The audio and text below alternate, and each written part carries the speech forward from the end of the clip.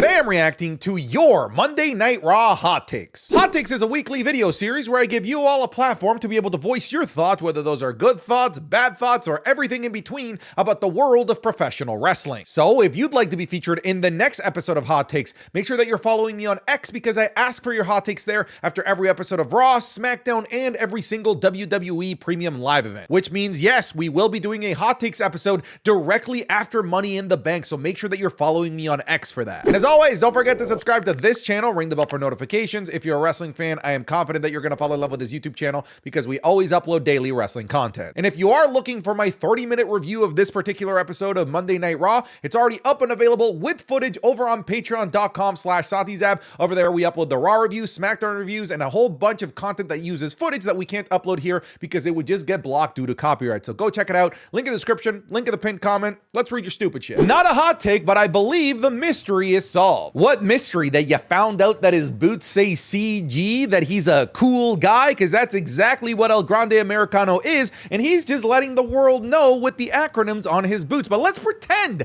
that it means what you're implying. Let's not beat around the bush. You think that that means Chad Gable. Would it be that weird for El Grande Americano to honor his friend Chad Gable, the guy that helped them break into the WWE in the first place? I don't think so. How does Chad get two opportunities for Money in the Bank qualifier matches? Chad already doing a match for Worlds Collide. That match should have been for someone else who really needs it. I'm honestly getting annoyed with Chad and El Grande Americano gimmick. That's fair. Honestly, the frustration is understandable. Let's pretend that we live in a world where Chad Gable and El Grande Americano are the exact same person. It does mean that two qualifier matches had Chad Gable in them, and thus the opportunity for someone else, like a Kairi and Kross, was technically taken away. That is fair frustration to have. But let's not pretend like we as WWE fans haven't been clamoring for the push of Chad Gable for literal years at this point. Now, this doesn't mean that he's going to get pushed. He's been in plenty Money in the Bank ladder matches before, and he hasn't won any of them. He's been in plenty of opportunities where we felt he should have won, and he doesn't win anyway. So this might not be indicative of a push at all. Maybe they just think that they want to put together the best possible match imaginable, and I feel like somebody like Chad Gable / El Grande Americano maybe gives WWE that ammo, especially if they already have a winner in mind that might not be Grande Americano in the first place, which is probably why they have people like Andrade in the match, just to put on the best possible match that they can. But if you were going to have Chad Gable not qualify as Chad Gable, then you just shouldn't have had him in a qualifying match in the first place. You should have just had him qualify with one match as El Grande Americano. I know people are mad that he qualified at all in the first place over AJ Styles and CM Punk, but more than anything, I understand the frustration that he took up two spots when right now TV time is really hard to come by for many people. I know we have two ladder matches on the card, but I have a gut feeling that this match will steal the show at Money in the Bank. This feud has been so good for Lyra. I don't really have a sneaky suspicion. I just know that this is going to steal the show because it already stole the show at Backlash, and it's just the exact same two women now with a better storyline and now something other than the title at play,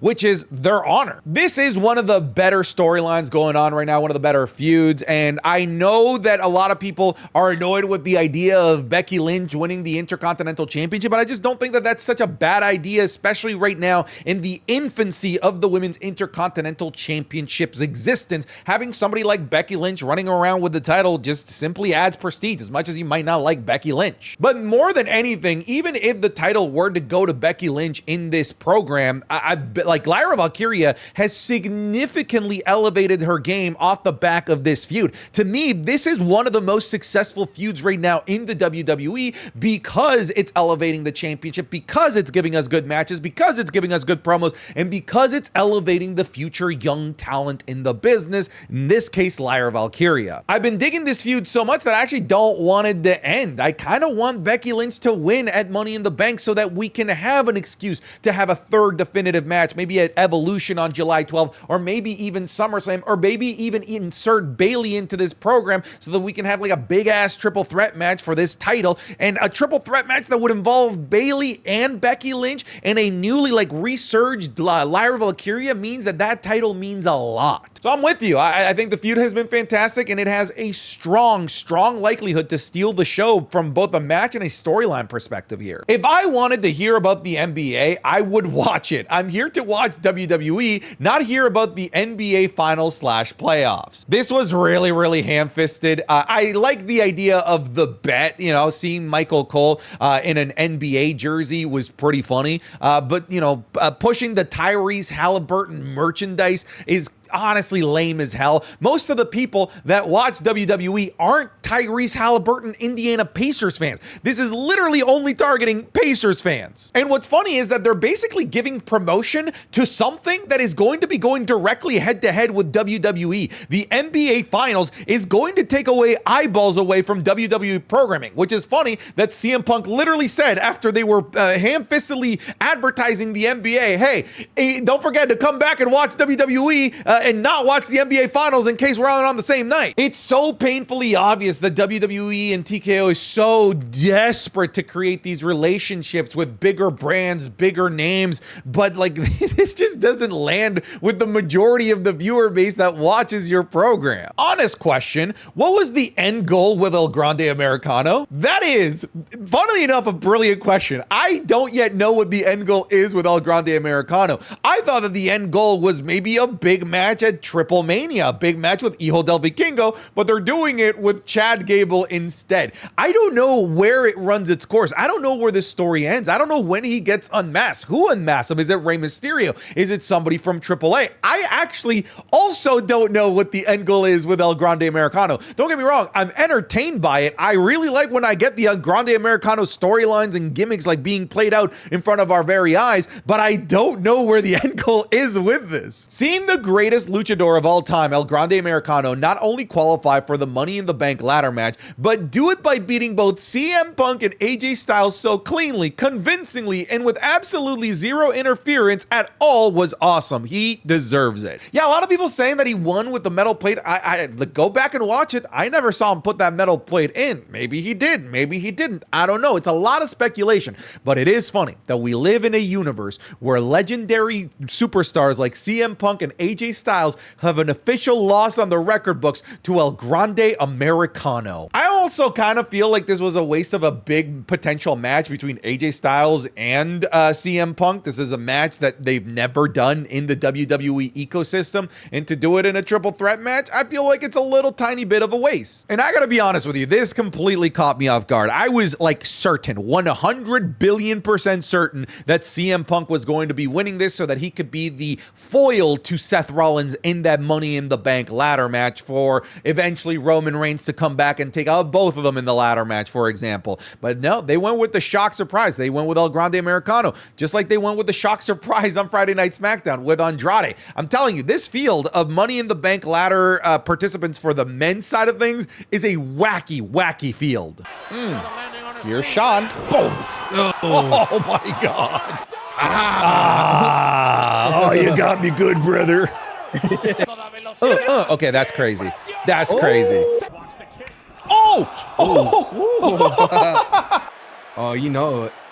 Spear! Oh! That was a sneak peek of this week's Wrestling is Cool Match Club, available exclusively on patreon.com/SantiZap. This week, we're looking at a match between the two most hated men in wrestling, Vince McMahon versus Hulk Hogan, in a bloody anything goes match at WrestleMania 19. We're going to Royal Rumble 2024 to see the match between Roman Reigns, LA Knight, Randy Orton, and AJ Styles for the Undisputed Championship. We're looking at an indie gem between Adam Cole as NXT North American Champion going up against Gunther. The super kick heard around the world because we're going to be looking at Shawn Michaels versus Shelton Benjamin from Raw in 2005. And the high-flying classic between Hijo del Vikingo and Rey Fenix at Triple Mania. You're going to get this, plus the Raw reviews, the SmackDown reviews, and a whole host of other series that we can never upload on YouTube because we use actual real footage that would just get blocked on YouTube due to copyright problems. So come check it out. It's patreon.com/SantiZap. I'm confident that if you even try for 1 month, that you're going to fall in love with all of the daily content that we upload there, plus the community that we have there as well. If you're already a patron, thank you so much for your support, but now let's get you back to the video. I know he's from SmackDown, but where the hell is Randy Orton? He's not getting any younger, and not having him in any of the qualifying matches for Money in the Bank feels like a missed opportunity. Money in the Bank PLE would have been much more of a banger having Randy Orton in it. I can't disagree with your last statement. Anything would be better with Randy Orton in it.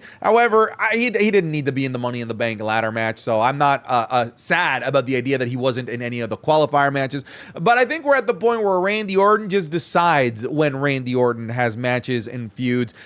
Like you mentioned, he's not getting any younger, which means he's getting older, which means he probably wants to take more breaks. He probably doesn't want to take as many bumps. And I think that's entirely fair at this point after all that Randy Orton has done and how much of a superstar he has been for as long as he has been. So I'm not completely shocked about the fact that he took some time off after the admittedly like pretty hard-hitting match against John Cena at Backlash. But I do want to see him back sooner rather than later because he is one of my favorite guys on the entire roster. Santi, just walk with me for a second here. It won't take very long as a WrestleMania main event is on the horizon for Stephanie Vaquer and Rhea Ripley, as this match would be cash money. Oh yeah, this match would absolutely be cash money. I think that if built properly, this could be the night one main event of any WrestleMania. This could be a main event of pretty much any PLE that WWE books this for. Maybe they run this for Evolution. Maybe they run this for SummerSlam. All I know is that somewhere down the line, Stephanie Vaquer versus Rhea Ripley is happening, and I cannot wait. I also think that it's awesome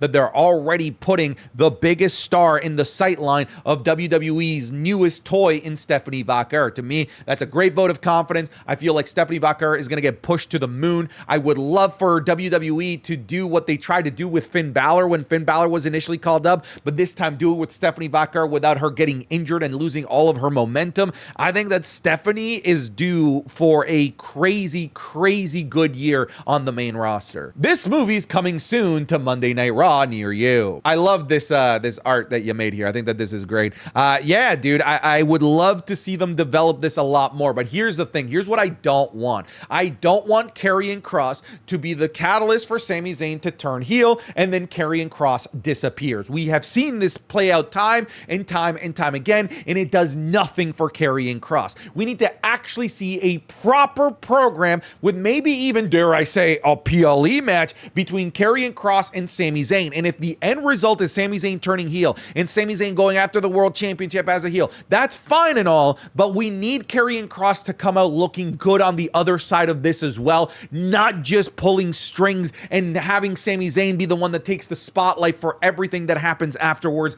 Karrion Kross needs to benefit from this as well. I'm sorry, but Chad getting 2 opportunities to be in the Money in the Bank qualifying matches while Kross couldn't even get one. Yeah, we basically already talked about this. It's not just Kross, by the way. There's also the likes of like Ludwig Kaiser, for example, who has just seemingly dropped off the face of the earth. It is annoying that the Chad Gable / Grande Americano character took up 2 spots, considering, you know, Chad Gable, the actual like regular Chad Gable, lost his and still got a match at Worlds Collide, which, by the way, that's kind of crazy that he's main eventing Worlds Collide and then an hour later Money in the Bank starts. I feel like they need to make the men's ladder match the main event of Money in the Bank so that Chad Gable / El Grande Americano actually has time to be able to rest in between the two.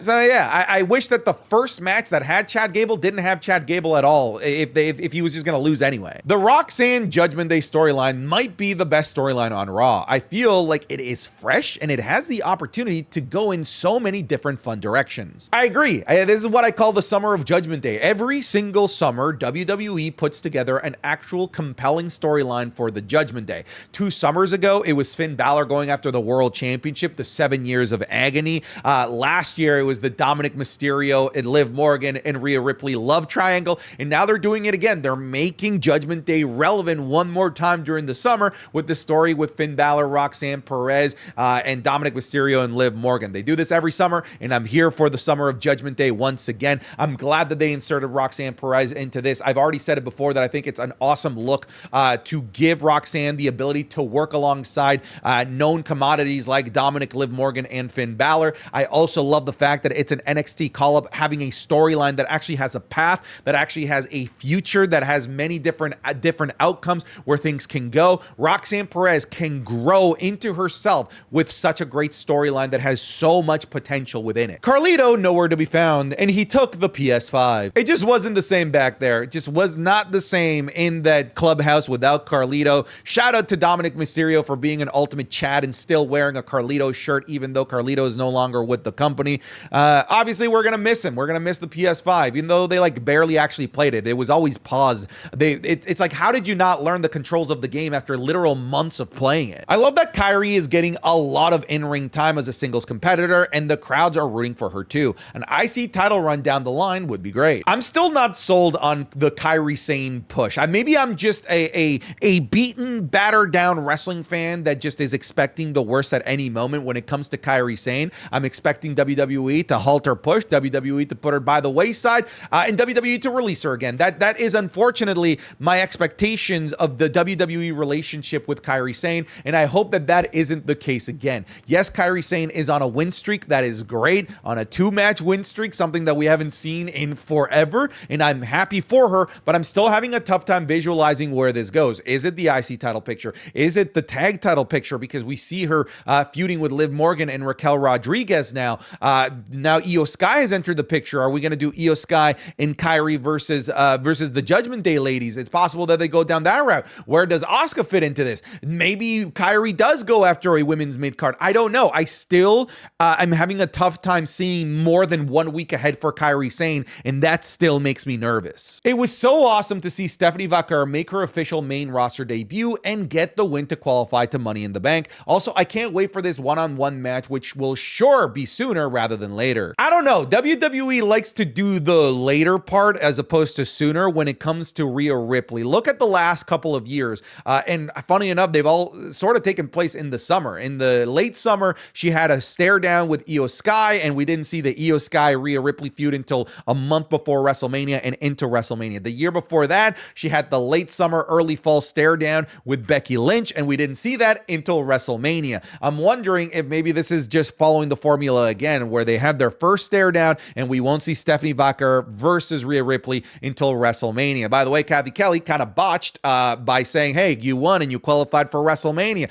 Just kidding, Money in the Bank. Maybe that is a little bit of a tell. Maybe that is Kathy Kelly telling the future without knowing what she was doing there. Maybe it is a setup for these guys at WrestleMania. That would be cool. But yeah, I think it's awesome that Stephanie Vaquer on her debut immediately wins, immediately is getting a PLE spot. WWE knows what they have with her. They have a known commodity. They have a superstar that at any moment could become their top player in the women's division. I'm excited for the Sami turn. He's finally gonna be back. I'm curious to see what this looks like in 2025 because Sami Zayn has done the best work of his career, believe it or not, as a heel. I think that the lead up to the WrestleMania 38 Jackass match, the thing with the conspiracy theories, the honorary Oos stuff when he was, that's all like his greatest hits, and it was all as a heel. And even though right now he's been like the most unwarpable, most unturnable good guy that you could possibly think of, I would love to see them explore heel Sami Zayn once again, especially with Jey Uso as World Heavyweight Champion. But again, I have to reiterate, if they are going to go with the route of Karrion Kross turning Sami Zayn heel, do not leave Karrion Kross by the wayside like you have with all of these other things that Karrion Kross has done. I really hope that they let Bronson and Braun go for the tag titles and get a run with them. Would be great for the division and would also be great for them to have something else on their plate aside from just being henchmen. I agree with everything that you're saying here because the tag team division, one, can't get any worse, so you might as well experiment with it. Putting the titles on these guys might not be the worst thing, but two, we already have a successful blueprint. Look at Friday Night SmackDown. The Friday Night SmackDown tag team division was ass, like really, really bad, nearly at the same time last year, where it was A-Town Down Under running around with the tag titles, and it seemed like a lifeless, dead corpse of a division. What actually catapulted that division into feeling more important was the inclusion of the Bloodline. The two guys that the Bloodline wasn't going to be using for like their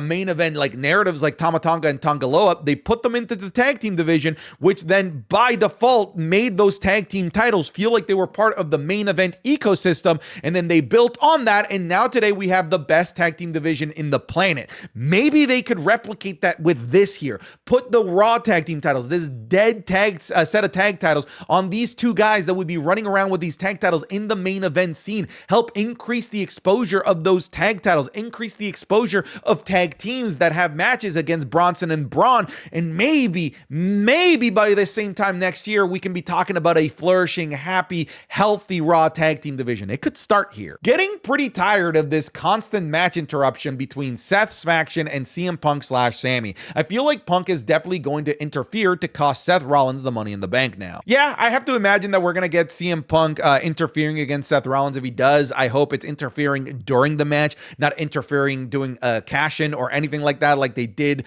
with Drew McIntyre last year. But yeah, dude, this is also just a greatest hits collection of WWE ideas. Every single summer, there's always that faction that constantly is interrupting matches in the main event scene. For the last couple of years, it's been the Judgment Day. Now it's Seth Rollins' faction. I am curious with CM Punk, like how long this Seth Rollins faction thing is going to go, because I was personally really intrigued in his opening promo where he was talking about The Rock and John Cena, and he really went in on them. And I would love for CM Punk to get removed from the Seth Rollins situation, something that we've been seeing him in for the last like 7 months at this point, and get inserted into something with John Cena personally. This seriously might be the best women's Money in the Bank match ever. In terms of talent, this is insane. In terms of star power, I think that this is insane. In terms of potential winners, this is insane. I think I could make a great case for every single one of these women to win Money in the Bank. Every single one of them, I could come up with a compelling argument, and that to me is awesome, because it's kind of the complete polar opposite of the men, because the men's is a wacky lineup, but this is a strong lineup where any one of these women could win the briefcase, and it would make sense. With R-Truth being released, does this allow them to make Cena the reason why? Cena doesn't like him, called Rock and got rid of him? Maybe, but like the pond is tainted, you know, the fruit has already gone rotten. They could try and retcon it, but we'll always blame WWE and blame TKO for it. We won't actually give that heat to Cena. Had they actually had the foresight and looked a couple of weeks into the future. We're not even asking months into the future. 2 weeks into the future. They knew they weren't going to re-sign R-Truth. This couldn't have been a last-second decision. If you knew you weren't going to re-sign him, you should have made the match against John Cena. Loser leaves town. So that this negativity that we have about losing R-Truth isn't just something that we direct at the company, at this corporate entity that doesn't matter. They could have manufactured it into wrestling heat so that we would have directed it at John Cena. Somebody that needs wrestling heat because we refuse to boo him. I think the train has already left the station here. They could try and retcon it, but it just won't be the same, and I don't think it'll be successful. Let's be 100% honest here. Whoever wins from SmackDown or Raw is going to be cashing in on the World Heavyweight Championship. There is absolutely no way you end Cena's reign on a cash-in. I feel that, and I would agree with you, actually. I would say that Jey Uso is maybe the most vulnerable champion, and they're actually setting him up to be vulnerable. If you listen to the promo that Gunther had with him backstage, Gunther said that, like, you're a great person, but it's being a great person that's going to put you in jeopardy. You're such a great guy that now you're out there helping Cody Rhodes 2 days before our championship match. You're such a great guy that you're probably going to go out there and help CM Punk and probably get beat up. And now you're going to go into our championship match the weakest that you've ever been because you're a good guy. So they're already talking about a Jey Uso putting himself in a situation where he's vulnerable, and the Money in the Bank briefcase is designed to go after vulnerable champions. It might just be me, but this has got to be one of the weirdest ladder matches in Money in the Bank history. I honestly don't know who's going to win, but I have my money on LA Knight. Seth is definitely getting screwed over by Punk and or Sami, but I don't know about the other four. Yeah, so I've already alluded to it. This is a really wacky bunch for this Money in the Bank ladder match. I feel like the most known commodity here is Seth Rollins, but like you said, I'm expecting him to get screwed out of winning this. Andrade, zero chance in hell. Solo Sikoa would be interesting, but also a really weird decision.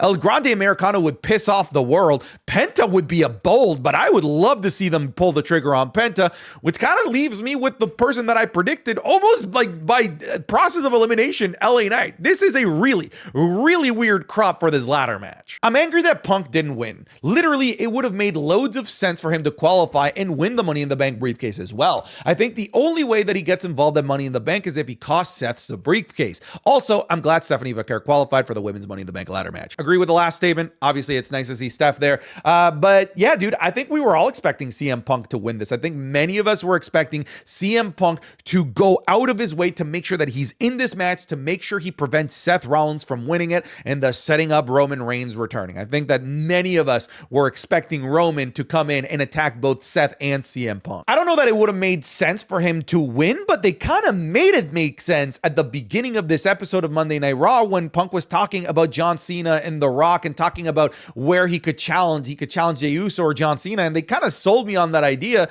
And they sold me on this idea that not only are they not going to execute on, they didn't even give themselves a chance to execute on it because they didn't even put Punk in the match. So now that opening promo from CM Punk just kind of felt like a waste of time, like when you really think about it. We could well be seeing Demon Finn coming back by the looks of that red box with Demon Finn on it. I don't know how to tell you this. That red box with Demon Finn on it has been in the background of pretty much every single Finn Balor segment for like the last 9 months if they've done nothing with it. I really hope that they don't drag the Judgment Day story any longer. We need Finn versus Dom for the title at SummerSlam. No excuses. My boy's reign feels empty right now. Dude, what's up with the Judgment Day getting mid-card titles and not defending them? It happened with the tag titles and now it's happening with the Intercontinental Championship. You have the perfect Weasley heel champion and you aren't using him to defend the Intercontinental Championship, or hell, even so much as try and develop an Intercontinental Championship storyline or feud. I agree. I think the championship reign feels empty and we need something to really jumpstart it. And I do think eventually that will be Finn versus Dominic Mysterio, likely at SummerSlam. All right, folks, thank you so much for watching today's video. I'll see you guys in the next one. Take care. Goodbye. Get out of here.